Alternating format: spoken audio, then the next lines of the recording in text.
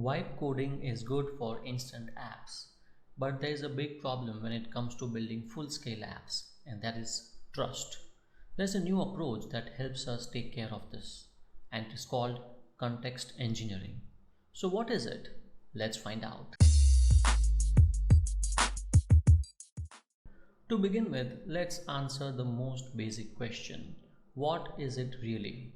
So the big idea is that context engineering helps us to move from fun experiments with AI by building instant apps using vibe coding to build real reliable tools. That's the whole purpose why the idea of context engineering is slowly catching up pace.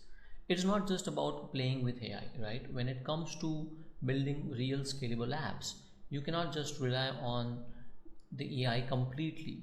It's about making that app useful for real work. And that is where context engineering comes into play, because think of it as going from just vibes to real systems that work.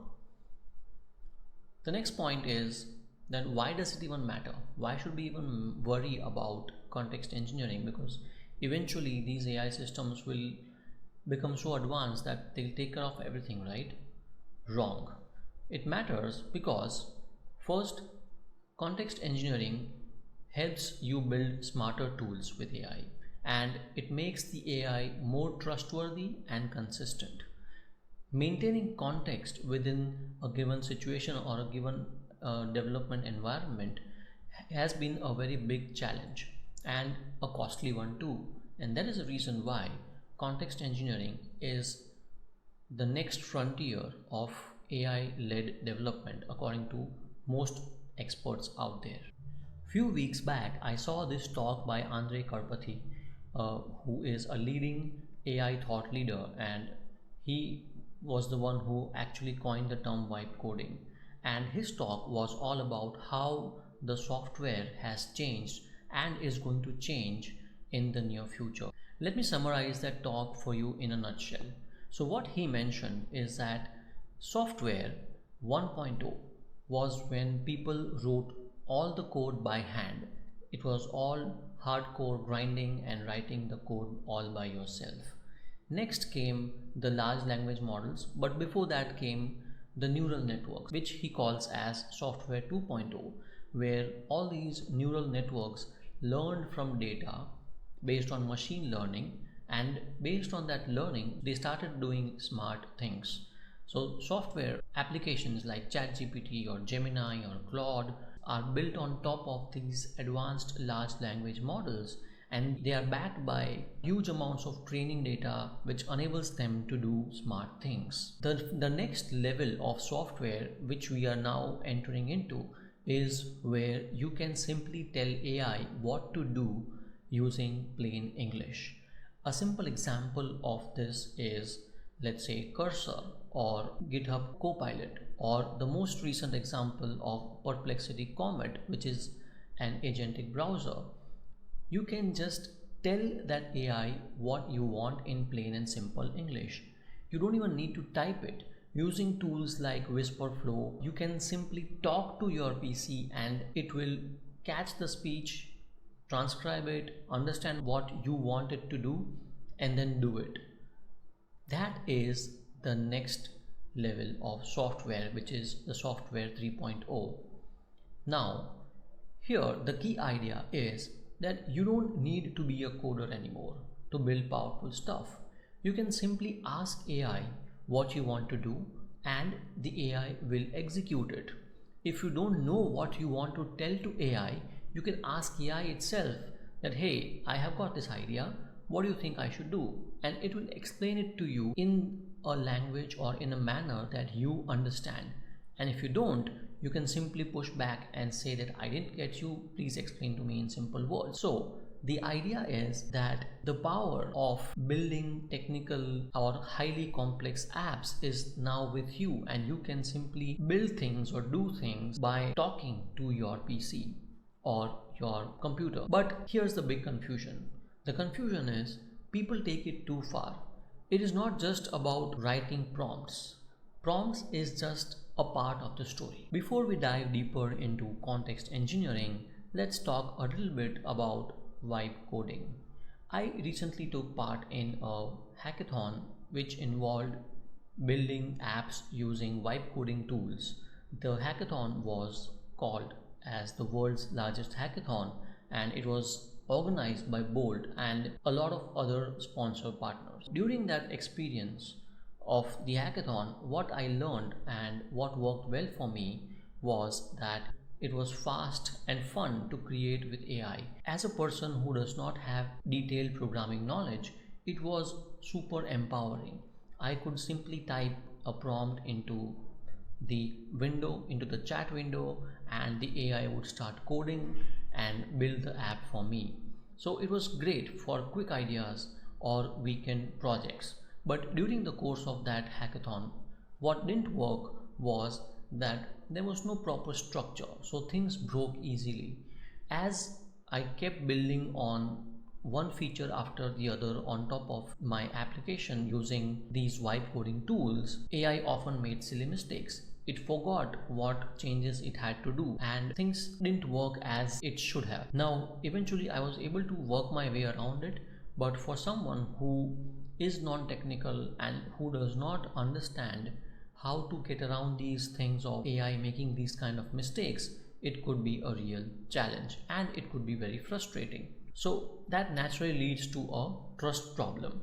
Because of this reason, many people, including full stack programmers, they do not trust AI outputs unless they themselves check it thoroughly. This is the exact problem I was talking about, and that's the issue because AI doesn't have enough background information to make good decisions. It suffers from a problem which, in simple language, we can say it as a short term memory loss.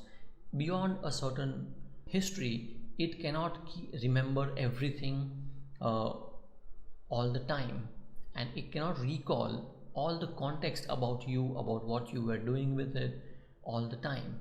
So, if you are keen on vibe coding, or if you have been dabbling into this, the question I want you to answer is that if you have ever tried asking AI to, let's say, do a big task, even if it was ChatGPT, have you observed that it gets confused a little bit when you talk to it for a long time in the same conversation?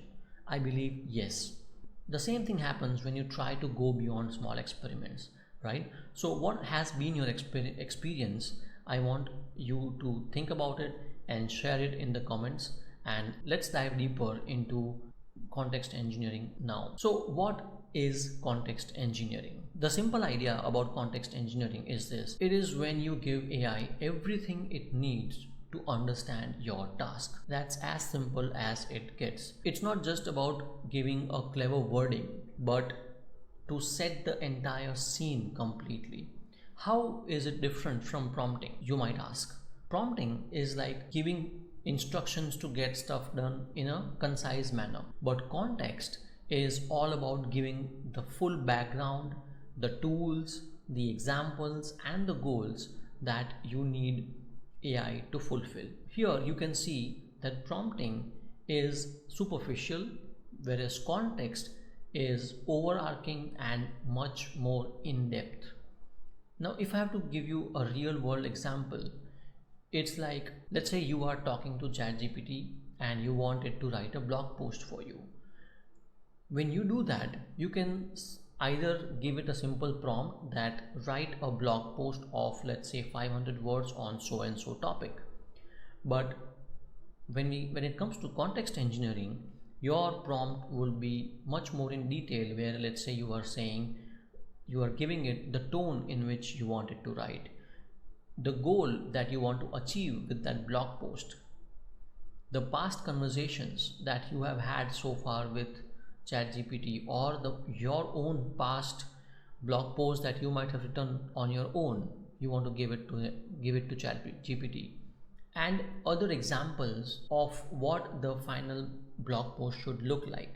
When you give this entire context to ChatGPT, the output is going to be much better compared to a simple prompt a simple one-line prompt which you give in simple language. This is what context engineering is all about, but it does not end there. So what is it that you need to give to the AI to give it the full context of what you need it to do? Now let's assume that you want to build an application using a vibe coding tool or a coding tool like Cursor or Bolt or V0 or VS Code with GitHub Copilot and all. So what you need to give is, first you need to give it all the rules. What is your style? What are your do's or don'ts? What that you need the tool to follow. Then you need to give the task description, which is like what exactly do you want it to do. Then you also need to give it examples, meaning you can show the AI what a good app looks like or screenshots of apps that you want your app to look like. Then you also give it documents like or hyperlinks or notes that you might have built or prepared that it should refer to. Then you also need to give it memory information which it should remember across the entire development process of your application. Also, you need to give it some recent information or a summary of any other chats that you might have had with it before. You also need to give it tools, what websites it can access, what applications it can access, what buttons it can push to get things done.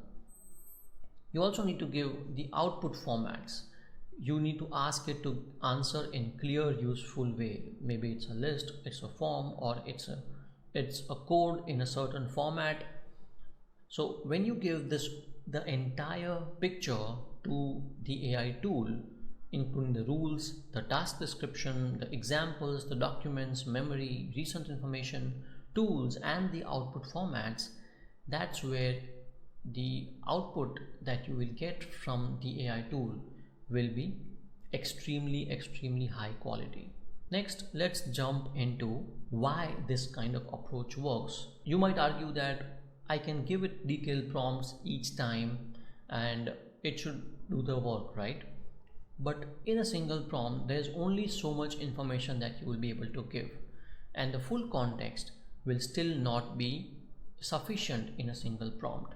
So why this approach of giving it segmented information works is because you will never be able to write the perfect prompt, and it's about the whole engineering of the context that you do. It's like a system that you are building and that will guide the AI. So you are not reliant only on the prompt, but you are building a system. You are basically engineering the context which will guide the AI to do the task you want it to do. If you have to put an analogy around it, it's like when you're writing a prompt for AI, it's like giving it a hammer. But when you are giving the entire context, it's like you are giving the entire toolbox and along with a blueprint or a guide to do the work. So what's the method around it? The method is that first you start with a goal, let the AI explore and plan. So you talk to AI, plan your things, and ask it the entire context that it will need to perform the task properly. Then you ask it to break it into steps, you review it, you improve it, and then you start building the input context that you want to give to the tool. Once you have that, even then you might face challenges to keep AI on track. So how do you do that? First, AI can always get distracted, forget things, or make stuff up, even if you give it the full context. So you need to guide it like a GPS system. So how do you do that?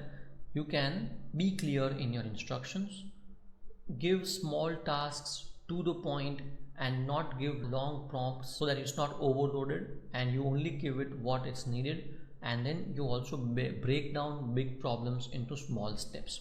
When you do that, you are not only able to retain the context of the task that you're trying to do, but also keep it on track to make sure that things don't break in between. So if you're doing that, you should also consider that, okay, where does AI tend to get lost? When you are in the process, you might want to ask yourself, where does AI tend to get lost? Or what kind of breakup of the task could help to keep AI on track? Now, once you do that, you will be able to make AI work for real projects like building full-scale applications which are commercially viable. So when you want to do that, the vision that you need to have is that you cannot use ChatGPT directly to build the entire app. You cannot just use VS Code with GitHub Copilot to build an application.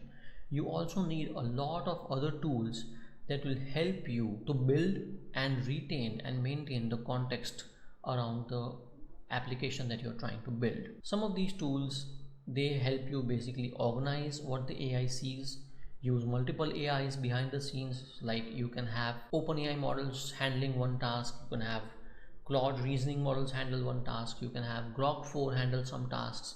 So that's how you leverage the different large language models according to their strengths and the tasks that you want to accomplish. You can also show changes visually so that you can check what the AI is doing, and it actually gives you a control on how the AI is performing the task of building an application for you. So you should think about it as Iron Man, right? You are in a much powerful suit with all the different kinds of powers and weapons, and you are in control of this entire machine, and that is how you get things done properly. So why does it matter? It matters because it helps you save time and avoid mistakes. If you have ever built any application on vibe coding, you must have felt that frustration that when you want AI to build something, but in the process it breaks down the other things that has been built so far. So you can build faster if you are maintaining the context around it, and you can build faster without being a tech expert. So that is what essentially context engineering is all about.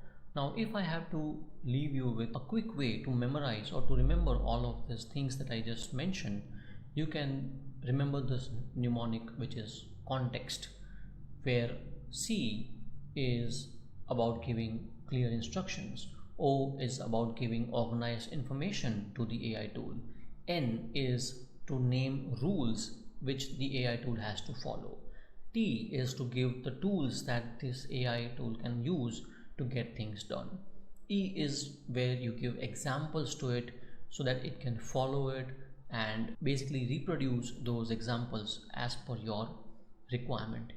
X is all about giving it the extra memory by means of previous chats or resources from where it can pull information as and when needed. And T is where you trim or the extra information or the fluff and give it only what's needed for that particular task in addition to the other things, so that it can do the right things the first time. So this is a quick way to remember what context engineering is all about. An even more easy analogy for this is that when you think about prompts are just sparks, but context is the actual fuel that drives the engine forward. To sum it all up, the final message that I want to leave you with is that context engineering and vibe coding and coding with AI tools is a completely new way to build. And AI is not just about ChatGPT where you can talk with it and all of it. Is just it is not just a chatbot.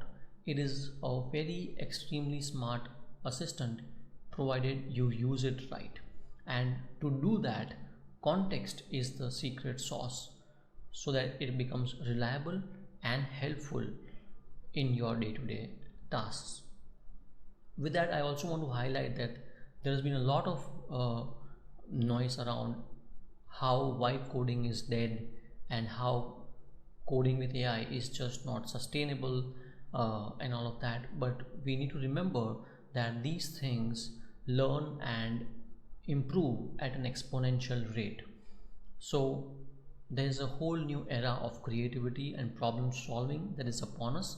So you need to think like a context engineer rather than a simple um, person who just copies and pastes prompts from multiple places. At the end of the day, if you are thinking of solving different problems that you encounter in your passion or profession, you need to think as creative designer, and you need to uh, guide these AI systems properly so that they can help you solve those problems, build solutions, and also help you monetize them. If you found this insightful, share your thoughts in the comments below, and also check the link in description where to join my Telegram community, where the idea is to build a space for non-technical people to learn more about all of this, and let's connect over there. Right now it's completely open, free to join. So click on the link below and I'll see you there. That's it for today's video. My name is Pratik and I will see you.